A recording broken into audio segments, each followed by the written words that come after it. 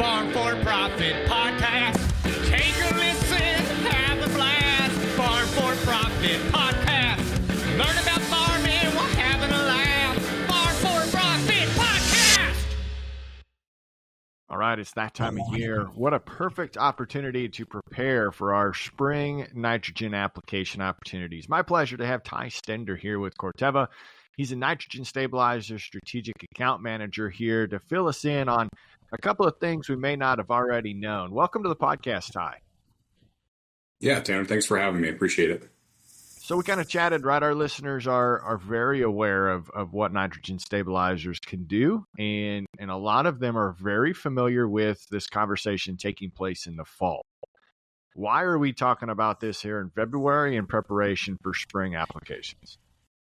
Yeah, great question. There's a couple of different reasons. The first of which I think is kind of no surprise to most people, but we had kind of a rough fall when it comes to fall applications. So Mother Nature didn't cooperate with us the best. We had it's kind of warm for most of delayed a lot of our ammonia applications. Once it did cool off, it cooled off for a pretty short period of time, and then it got really wet, and then we froze up pretty quick. So we had a pretty short winter this fall, which means there's a lot of nitrogen applications to go out yet this spring. So that's one of the reasons. And then the other reason that I think is important is there's kind of a misconception there that spring applications aren't necessarily don't need to be protected by stabilizers like our fall ones do, right? They're not out there for as long of a period of time, maybe not prone to as much risk for loss, but that's not necessarily true. So we stabilize our fall nitrogen applications not to get us through the winter. Most cases, Mother Nature is going to help do that for us. It's going to keep it cold.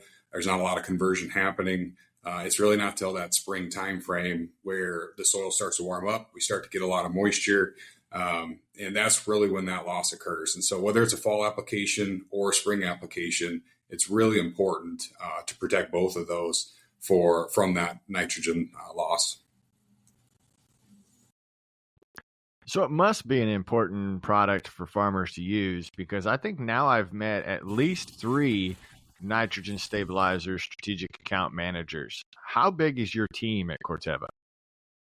Yeah, we've got, I'm drawing a blank right now. I want to say it's about 8 or 9 of us in the Midwest. So we've kind of got 2 of us in Iowa. We've got one in Minnesota, Nebraska, Illinois, Indiana, Ohio, Michigan. It's kind of our main footprint, kind of the Corn Belt per se.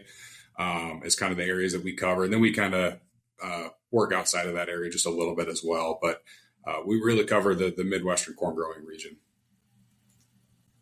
And that's probably a big enough team to where you're able to run trials, you're able to put this product actually to work to make sure that our growers understand the value. Yeah, absolutely.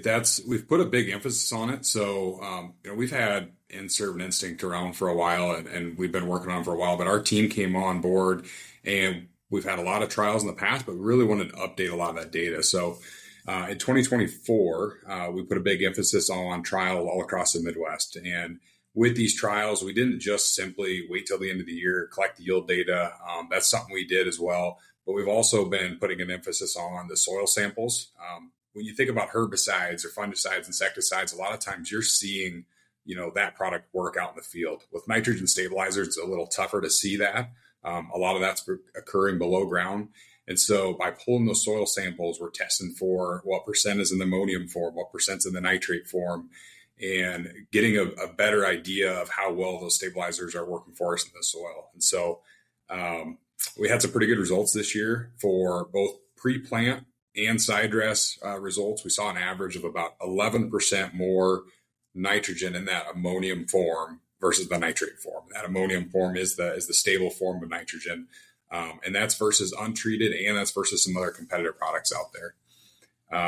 And then on the yield side of things, we saw an average of about 8 bushel per acre on the pre-plant applications, and about 5 bushel per acre increase on those side dress. So we're seeing really nice returns on them. And if you remember back to what most of this year was, we had really wet spring.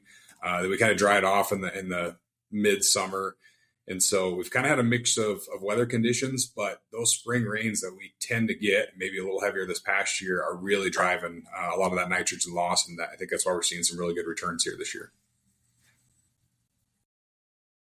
Yeah, that's really good. Our audience just got to listen to our conversation with Eric Reed, who holds, I believe, the National Corn Growers Yield record in Alabama or Tennessee area.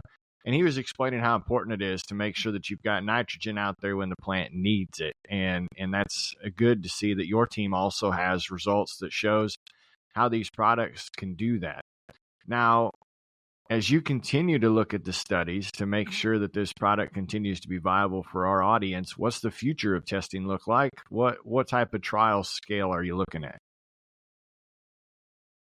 Yeah, so we're going to continue the trials that we're working on.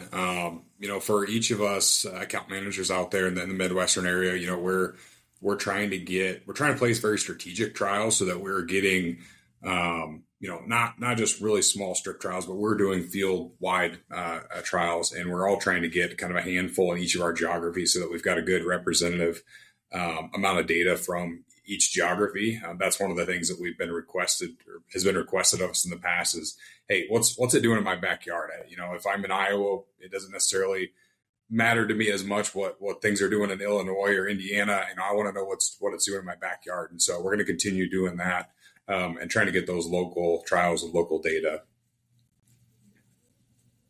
Yeah, that's great to hear. And I know that my next question is probably going to be met with quite a few eye rolls in our audience. And it's always interesting when you think about the world of agriculture and the take that we have and the responsibility that we have as farmers on providing environmental benefits that we can to, showcase our responsible and how sustainable our operations are. But is this something that could also help bolster that type of messaging coming out of our farms? Yeah, absolutely. It's kind of an area where our two products, Inserve and Instinct, have kind of been almost ahead of their time in a sense. That conversation around environmental, around the environmental message has kind of been on the newer side of conversations going on. But we've had these products around for several years, and a couple of those areas that we really shine in and we're working on talking about more and trying to raise up more is that we have a 51% reduction in greenhouse gases emissions from using Inserve or Instinct. And what that's specifically related to is nitrous oxide emissions. So when we're making nitrogen applications, a percentage of that nitrogen is always at risk to converting over and being lost to nitrous oxide into the atmosphere. And that's a greenhouse gas. And so we do a great job of reducing that. The other one is just less leaching, which that helps us on the yield side because it keeps more nitrogen there for the plant, but also it's helping keeping some of those nitrates out of the waterways and out of the drinking water, which we know is really important to us. And I know we're getting more pressure in the ag industry to, be good stewards of what we're doing and what we're putting on those fields. And so this is another, area where we can be of help there. And then one of the other things that it's not necessarily related to the environmental side of things, but when we're looking at other benefits besides just the yield of these products is that we're also helping produce a better quality of a crop. So when we're using these stabilizers, we're seeing a little bit lower moisture content at harvest and a little bit better stock quality. And both those things are translating to just a better and easier harvest time frame as well. Yeah, that's a benefit that I don't think we've shared before. So I appreciate you adding that here right at the end. So if that intrigues our listeners and they want to learn more about it, how do they reach out to a Corteva rep to get more information? Yep. So if you go online to nitrogenstabilizers.com, there's going to be a ton of different resources on that website itself. And then you can also get a hold of your local Corteva rep if you have questions, and there should be some links on there as well to do that. Awesome. Ty, it's been a pleasure. Appreciate you jumping out of your busy day to have a conversation with us. I'm sure our audience appreciates it.